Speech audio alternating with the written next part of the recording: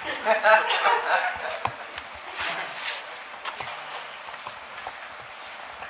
hope I wasn't interrupting everything. Oh, that's quite all right.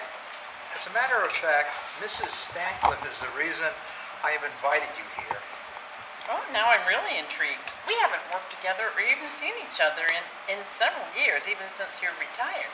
Then all of a sudden I get a call out of the blue asking me to conduct a field test on a pill that you say will change the world of women for years. You've told me all about this Venusia pill and that I should make up some kind of a story about what I'm here. But what does that have to do with Mrs. Stancliffe? And exactly how am I supposed to help? Well, for the past 20 years, I've been going nowhere fast with Mrs. Stancliffe. I adore her and I want her to marry me, but she seems to have no romantic interest at all. If this pill works, maybe it will help arouse her romantic side again. I don't feel right about asking her to take the pill until I've had at least one other test. Oh, and you want me to be the guinea pig? Well, yes. You do understand this is a totally natural product. It was made from a vegetable and is absolutely safe for human consumption. I take it myself, but I'm not exactly right for the test. And what makes you think I am? Well, I thought of you because you are in the right age bracket, have an impartial scientific mind, and you're single. Oh, thanks, Henry. You really know how to sweep a girl off her feet. Did I say something wrong?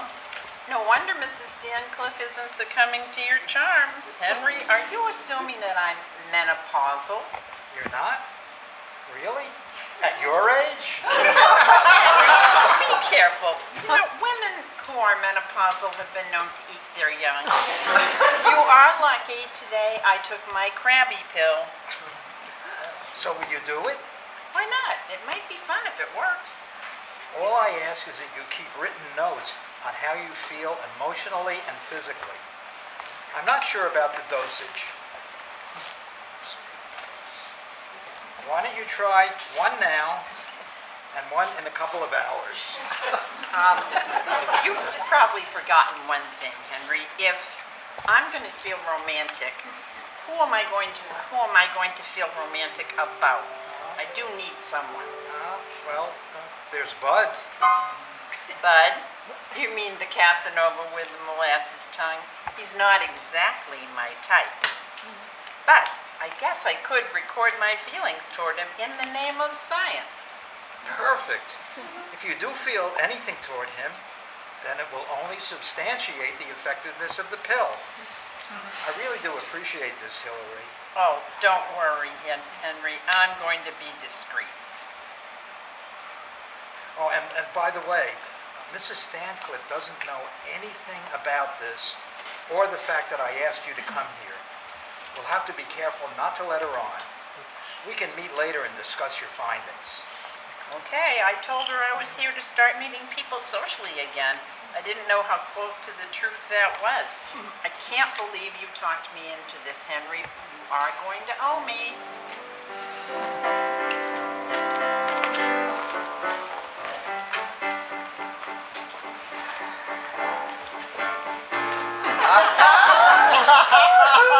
Well, hello there, handsome. Y'all seen Mrs. Stancliffe? I believe she's in the kitchen. I expect she'll be out in a minute. I'm Henry Mitchell. Well, hello, Henry Mitchell. I'm Charmaine Beauregard. It's a pleasure to meet you. Pleasure is all mine. Are you looking for something? Not something, but someone. You see, I met this charming gentleman from next door when I was here last year, and I had arranged for us to meet here. You mean Bud? Oh, you know him! I just think he's the tomcat's kitten. I'd agree with the tomcat. I'm sure he'll be here soon. While you're waiting, would you like some iced tea? Oh, why, that would be ever so nice.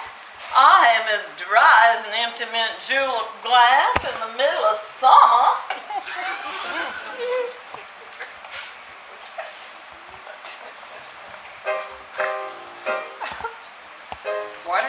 sit down. Why, do you work here, Henry? I don't remember seeing you when I was here last year. But then I rarely left my room. No, I live down the road.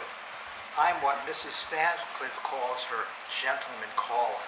Oh, gentleman caller, how romantic. That's the problem. There's no romance. Excuse me? Oh, I'm sorry. I don't mean to trouble you with my problems. Why, I'm a great listener, and when it comes to romance, well, I am like honey to a bee, if you get my meaning. Thank you. That's very kind. Well, if you don't mind, Bud and I seem to be so different. Would you mind if I asked you a couple of questions? Why, that's okay, but you know us Southern gals don't kiss and tell. Of course. I was wondering, why do women of a certain age find Bud attractive? Well, I certainly don't know anything about women of a certain age. But for me, my Budley Studley knows how to make me feel all tingly inside. He's just so passionate. Bud? Why, that man's engine is always running. I can believe that. He does seem to have a one-track mind. Well, my Budley Studley has the gift of a silver tongue. He could charm the panties off my granny. Though why he'd want to, I don't know. She's as ornery as a coon and fell out of the ugly tree, hitting every branch on the way down, bless her heart. Oh, why, some men are all words and no action. But my Budley Studley is a pistol firing on all cylinders. Bud? Why, he might not look it, but that man is as strong as an ox and has the stamina of a bull. Bud? Why, I'm getting just a little flushed just thinking about him. Bud? Yes, Bud. For heaven's sakes, Henry, stop pestering this vision of loveliness. Never in my dreams have I seen such beauty, such charm. But the face in my dreams was never... Oh, Budley Studley, oh my darling. Why, aren't these for me? Oh, I thought you had forgotten me. Why, now you just need to let me have time to check in and get to my room, and then it's gonna be party time.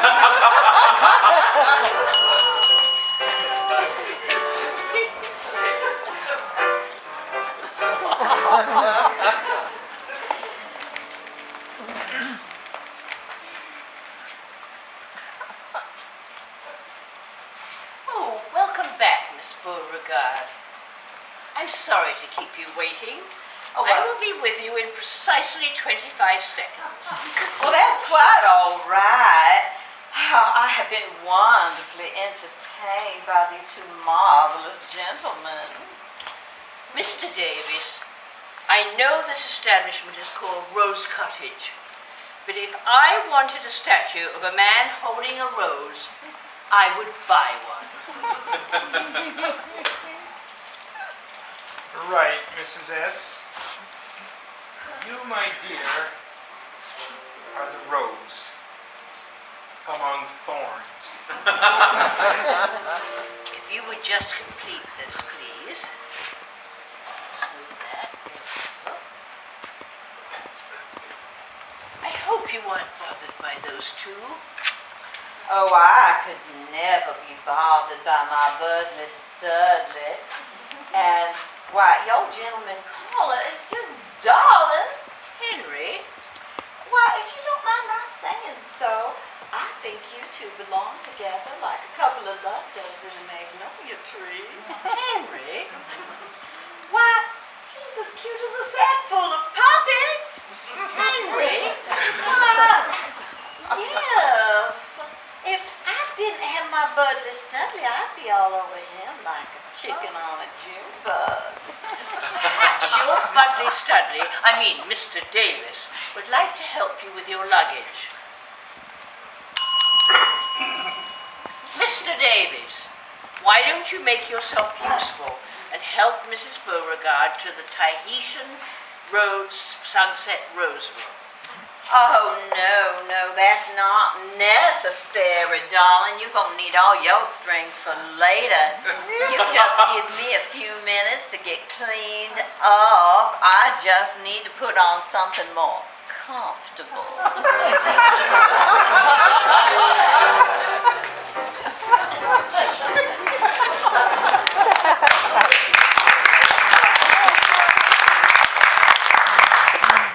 Panache, Henry. It's all about panache. Maybe you're right about this panache stuff. Something is definitely different with Mrs. Stancliffe.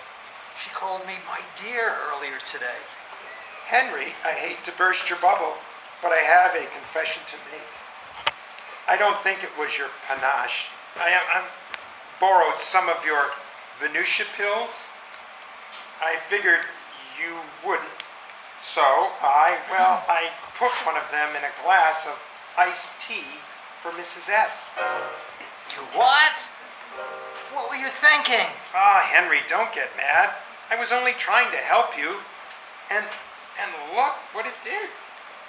When did she drink it? Actually, I don't know. I left it on the buffet when Victoria came in. So we don't really know if she drank it or not. Well, one of them did because it's not there now.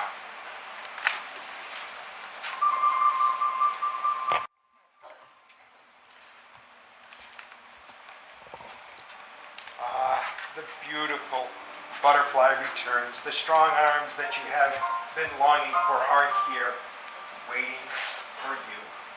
You know that the last time I saw you, I was promised roses, champagne, and caviar. Are you all promises or do you ever deliver? Do I deliver? The champagne have bubbles. I shall return in the twinkle of an eye. In 5 minutes, you will have your champagne and your caviar and your Budley Studley. I shall be waiting for you in my room. Right. And could we make that 10 minutes? You shall not be disappointed, ma chérie.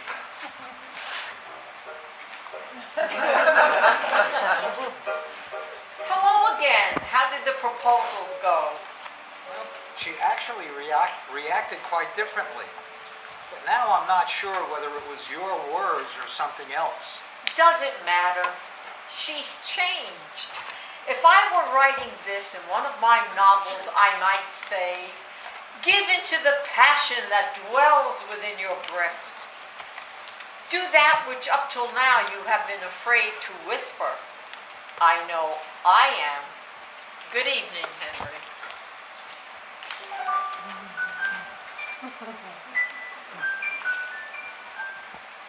Oh, Budley, where are you, my studly stallion?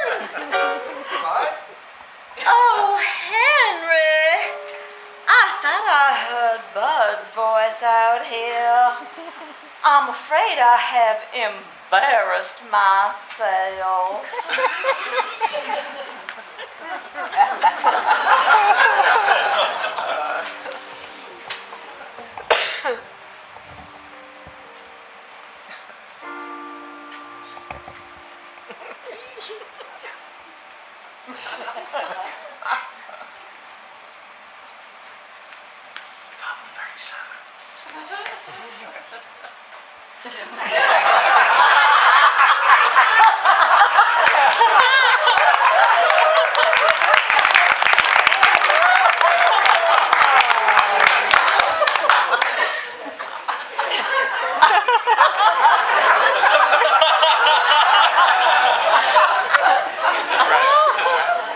Stayed to watch the master at work, eh, Henry? Why, Budley, what are you doing? You wouldn't be two-timing me, would you? He just brought these for me to give to my true love, Buttercup. Yeah, right. Yes, that's right, Bud. Buttercup. Now that's panache. Buttercup, Come my on, beautiful Bud. Buttercup. Come on, Budless Dudley.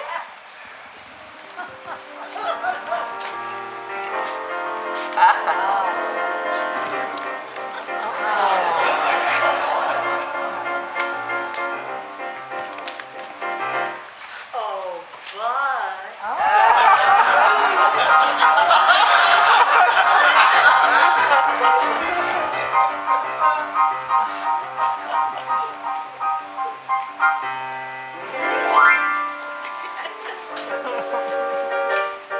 Henry, is that you? Oh dear. Oh, Buttercup, where are you, my Buttercup?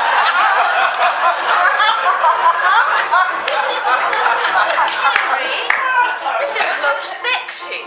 I've been looking for you for precisely 43 and 1/2 seconds. Oh,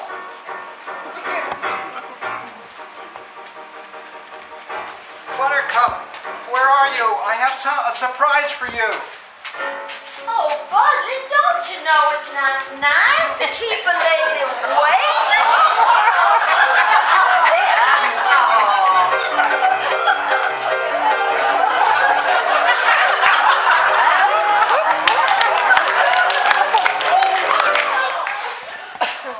I give up. I give up. I'm going home.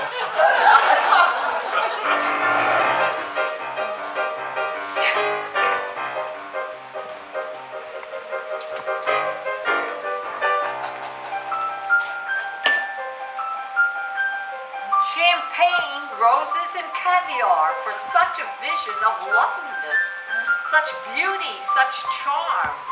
I have dreamed about you many times in the past year, but the face in my dreams was never as beautiful as the one that will be in my arms tonight. Oh, how sweet. Budley, come out wherever you are. I'll be waiting for you.